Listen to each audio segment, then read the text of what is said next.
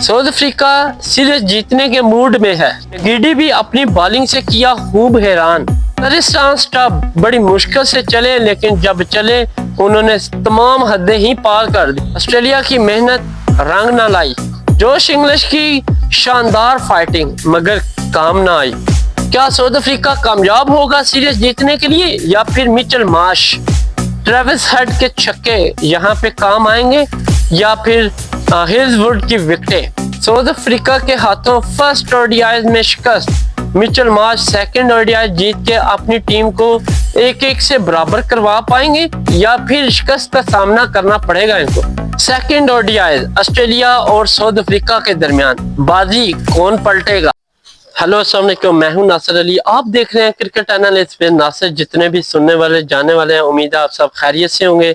नाज़रीन, आज हम आपको बताएंगे सेकंड ओडीआई ऑस्ट्रेलिया और साउथ अफ्रीका के दरमियान।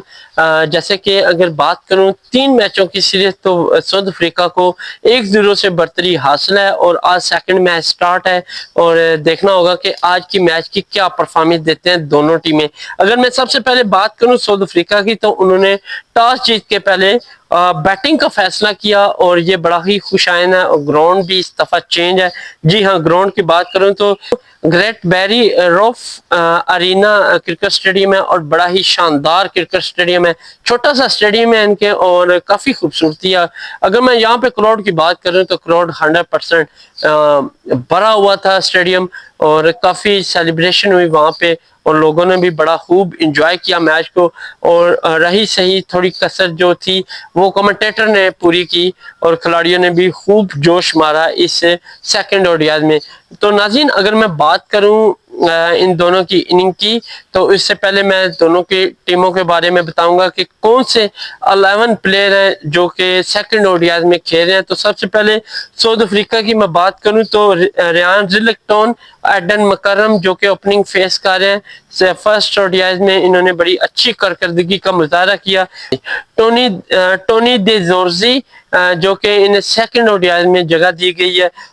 उसके बाद मैथ्यू ब्रेजिक इनके पास, तरिस्तान स्टब इनके पास मौजूद है और डेविल ब्रेव्स जो कि कहने के T20 में इन्होंने बड़ी अच्छी कारकर्दगी का मुजाहरा किया और ये स्टिल टीम को ज्वाइन किए हुए हैं। उसके बाद इनके वैन मोल्डर हैं जो कि ऑलराउंडर है, बड़े अच्छे बैट्समैन भी है और बॉलर भी हैं। अगर मैं स्पिन बॉलिंग में बात करूं, मुस्तसामी इनके पास मौजूद है, महराज है। फास्ट बॉलिंग की बात करूं तो नंड्रे बर्गर इनके पास मौजूद है और नगीडी जो कि फास्ट बॉलर में साउथ अफ्रीका टीम को ज्वाइन किया हुआ है। तो टीम काफी स्ट्रॉन्ग है इस टाइम। उसके बाद अगर मैं दूसरी जानब ऑस्ट्रेलिया की टीम के हवाले से बताता चलूं तो उनमें ट्रेविस हेड और मिचेल मार्श ओपनिंग फेस करते हैं। स्टिल कंटिन्यू है दोनों। मार्कन लाबुशान है जो कि फर्स्ट ओडीआई में ज्यादा परफॉर्मेंस नहीं दिखा सके और देखना होगा कि सेकंड में ये कुछ खास कारकर्दगी का मुजाहरा करते हैं या नहीं। उसके बाद कैमन ग्रीन ऑलराउंडर है इनके पास मौजूद। जोश इंग्लिश है, विकेट कीपर है और ये भी काफी अच्छे बैट्समैन है, लेकिन फर्स्ट ओडीआई में ये नहीं चल पाए।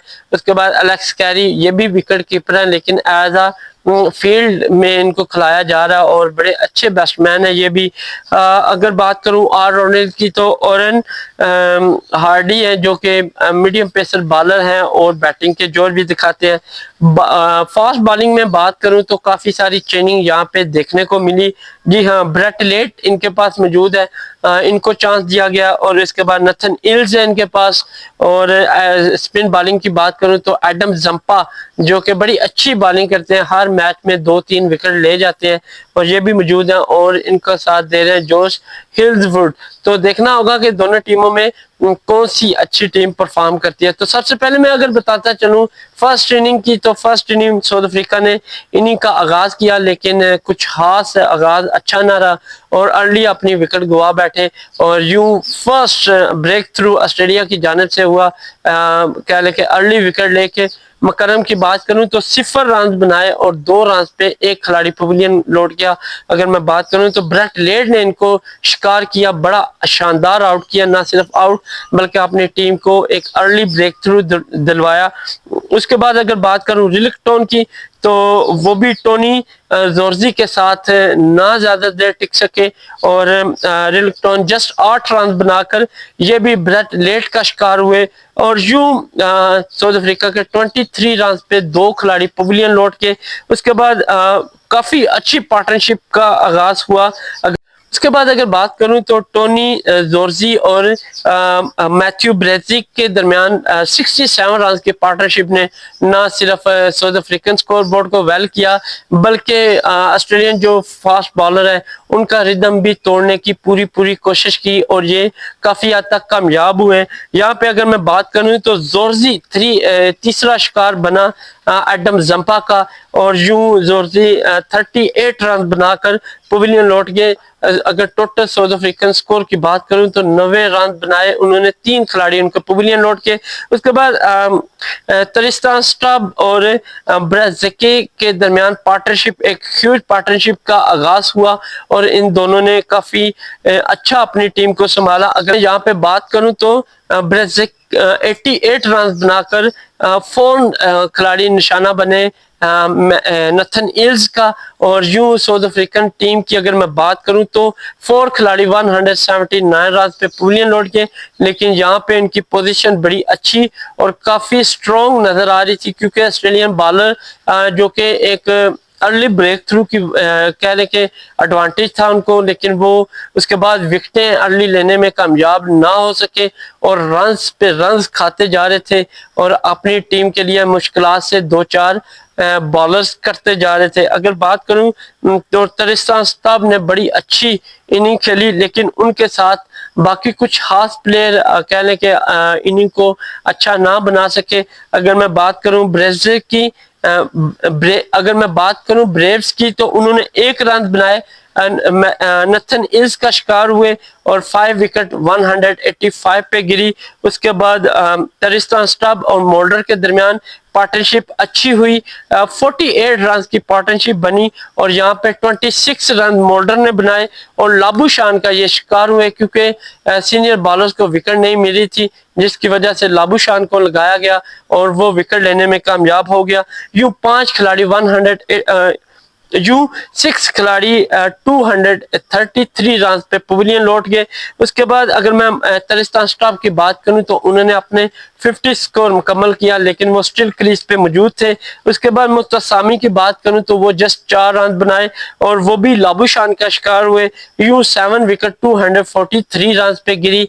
उसके बाद कुछ अच्छी पार्टनरशिप दे गए कहने के तरिस्तान स्टब और इनके साथ बॉलर महराज, इन दोनों के दरमियान पार्टनरशिप अच्छी रही और यहाँ पे साथ छोड़ा तरिस्तान स्टब ने 47 रन की शानदार इनिंग खेली और 8 खिलाड़ी आउट हुए एडम जंपा की बॉल पे। तो साउथ अफ्रीकन स्कोर की अगर मैं बात करूं तो 245 रन पे 8 खिलाड़ी पवेलियन लौट के थे।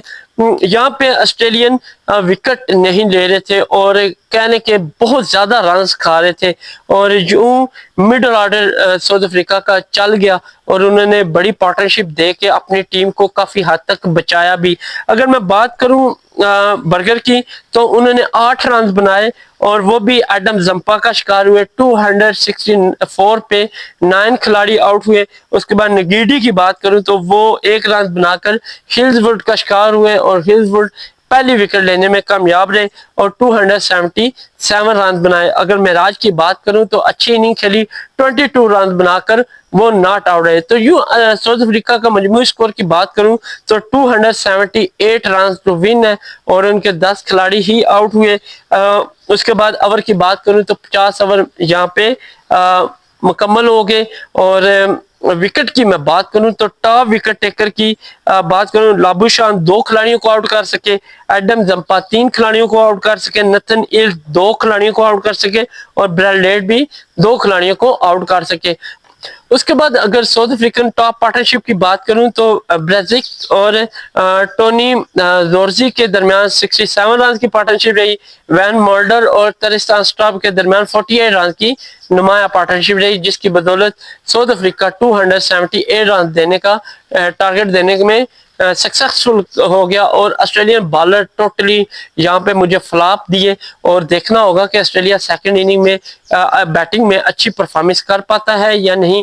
कुछ टाइम बाद अगर मैं कहने के ऑस्ट्रेलिया की सेकंड इनिंग की बात करूं तो ओपनिंग हमेशा की तरह फेल, अर्ली ही विकेट गवा बैठे क्योंकि इनको बड़ा शौक है अर्ली शॉट उठाने का। विकेट को समझे यार, आप विकेट को समझते नहीं आते हैं, हर बार 6-4 नहीं होती। और यहाँ पे अर्ली विकेट देके अपनी टीम को प्रेशराइज किया। ट्रेविस हेड और मिचेल मार्श दोनों क्रीज पे मौजूद थे और इन दोनों के दरमियान जस्ट 6 रन की पार्टनरशिप रही और फर्स्ट विकेट ट्रेविस हेड गवा बैठे 6 रन पर और ये बर्गर का शिकार हुए और यूं साउथ अफ्रीका अर्ली विकेट लेने में काफी हद तक कामयाब रहा। उसके बाद लाबूशान की बात करूं, आते ही पवेलियन जस्ट 1 रन का इजाफा किया और सेकंड विकेट 7 रन पे पवेलियन लौटी और नगीडी ने इनको आउट किया। फर्स्ट मैच भी ये कुछ खास परफॉर्मेंस नहीं दे पाए, सेकंड में भी ये कुछ खास परफॉर्मेंस नहीं दे पाए। लाबूशान आपको परफॉर्मेंस देनी होगी तभी टीम में आप रह सकेंगे, वरना एक बार अगर टीम से निकल गए तो दोबारा आपको टीम में जगह बनाना बहुत ज्यादा मुश्किल हो जाना है। और आपको पता है ऑस्ट्रेलियन लाइन बैटिंग बॉलिंग जो भी है अच्छी लाइनअप में मौजूद है, तो आपको जगह बनानी मुश्किल हो जाएगी। जल्दी से अपनी फॉर्म को बहाल करें वरना आपको मुश्किलात से 2-4 होना पड़ेगा। उसके बाद अगर मैं बात करूं मिचेल मार्श की तो 18 रन बनाए और 38 पे तीसरा शिकार मिचेल मार्श जो कि ऑस्ट्रेलियन कैप्टन हुए और ये वैन मोल्डर का शिकार हुए। तो यूं साउथ अफ्रीका अर्ली 3 खिलाड़ी पवेलियन भेजने में कामयाब हो गया, लेकिन ऑस्ट्रेलिया कह लें कि मिडिल ऑर्डर उनका थोड़ा सा साथ दिया मैच का, लेकिन वो अपनी टीम को ना बचा सके। अगर मैं बात करूं कैमरन ग्रीन और जोश इंग्लिश की तो इन दोनों के दरमियान 67 रन की पार्टनरशिप लगी, लेकिन फिर भी ये अपनी टीम को ना बचा सके। अगर कैमरन ग्रीन की बात करूं तो हर मैच में कैमरन ग्रीन ने ही परफॉर्मेंस नहीं देनी क्योंकि बाकी प्लेयर्स भी मौजूद हैं जैसे लाबूशान, मिचेल मार्श, ट्रेविस हेड, इनको भी परफॉर्मेंस देनी होगी क्योंकि अदरवाइज एक ही बंदा T20 में भी परफॉर्मेंस दे, वनडे में भी दे और टेस्ट में भी दे तो ऐसे सर्कल नहीं चलता। जब सारी टीम मुत्तहिद होकर खेलेगी तभी वो अपनी टीम को एक अच्छे मार्जिन से जितवा सकती है, वरना नाकामी उनका मुकद्दर ही बनती है। तो मैं बात करूं ट्रेविस कैमरन ग्रीन की तो 35 रन बनाकर मुतसामे का ये शिकार हुए। यूं ऑस्ट्रेलिया का 105 पे 4 खिलाड़ी पवेलियन लौटा। उसके बाद जोश इंग्लिश की मैं बात करूं तो वो काफी देर तक अपने खिलाड़ियों के साथ रहे, लेकिन उनका साथ देने कोई भी नहीं टिक पाया। अगर मैं बात करूं एलेक्स कैरी की तो जस्ट 13 रन बनाए और ये भी बर्गर का शिकार हुए और यूं ऑस्ट्रेलिया 5 विकेट 133 रन पर अपनी गवा चुकी थी। अगर मैं 6 खिलाड़ी की बात करूं हार्डी की तो उन्होंने जस्ट 10 रन बनाए और नगीडी का शिकार हुए। यूं 175 पे ऑस्ट्रेलिया के 6 खिलाड़ी आउट हो गए। अभी भी बड़ी विकेट मौजूद थी और मुझे लग रहा था कि कह लें कि जोश इंग्लिश मौजूद है तो ये काफी हद तक कुछ मैच को बचाने की कोशिश करेंगे, मे भी मैच जितवा भी दें क्योंकि बड़ा प्लेयर जब क्रीज पे मौजूद हो तो काफी सारी उम्मीदें बांधी जा सकती हैं। लेकिन यहाँ पे आके 87 रन जोश इंग्लिश बना के अपनी हिम्मत हार गए और वो नगीडी का शिकार हुए। यूं नगीडी ने ये ब्रेक थ्रू लेके विकेट लेके एक इम्पोर्टेंट विकेट लेके कह लें कि जहां पे अपनी टीम को फतह दिला दी क्योंकि 7 खिलाड़ी 184 पे पवेलियन लौट गया। और अगर जोश इंग्लिश के स्कोर की बात करें तो अच्छे स्कोर किए हैं, 87 रन बनाए, लेकिन वो अपनी टीम को बचा ना सके।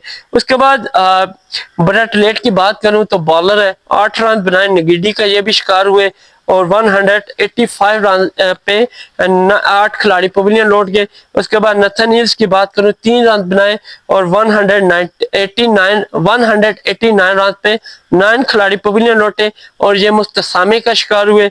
उसके बाद एडम जंपा की बात करूं तो 3 रन बनाकर ये भी नगीडी की बाल पे पवेलियन लौटे और यूं नगीडी की 5 विकेट यहाँ पे कंप्लीट हुई। और टोटल स्कोर की मैं बात करूं तो 193 रन पे ऑस्ट्रेलिया आर टीम डेर होगी। अगर हिल्सवुड की बात करूं तो 3 रन बनाकर नॉट आउट रहे। तो टोटल स्कोर बोर्ड की मैं बात करूं 193 पे ऑल खिलाड़ी पवेलियन लौट गए और ओवर की बात करूं तो 37 0.4 ओवर ही खेल सके।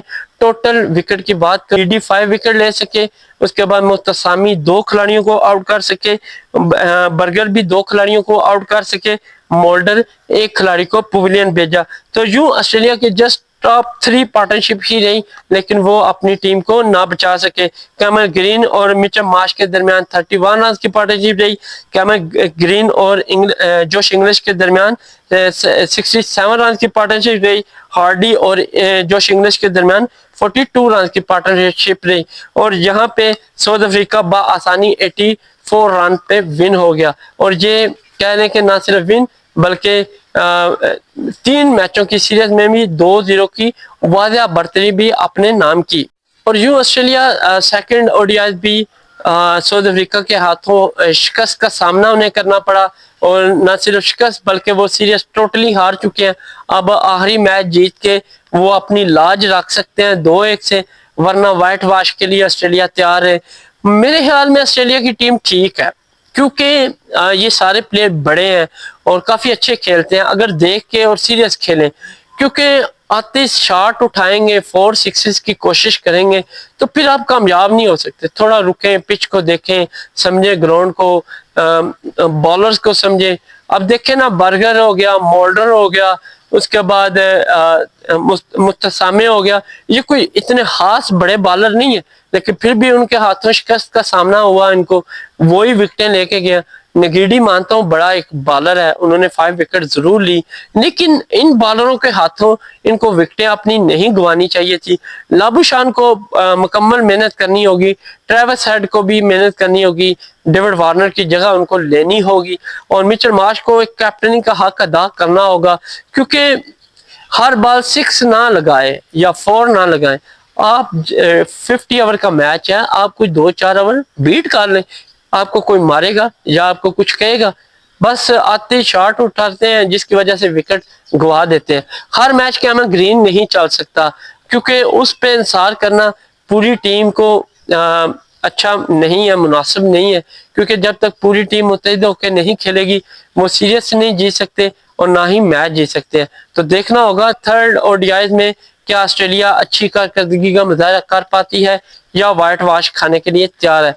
तो मिलते हैं थर्ड ओडीआई में, तब तक के लिए इजाजत दें। अल्लाह हाफिज।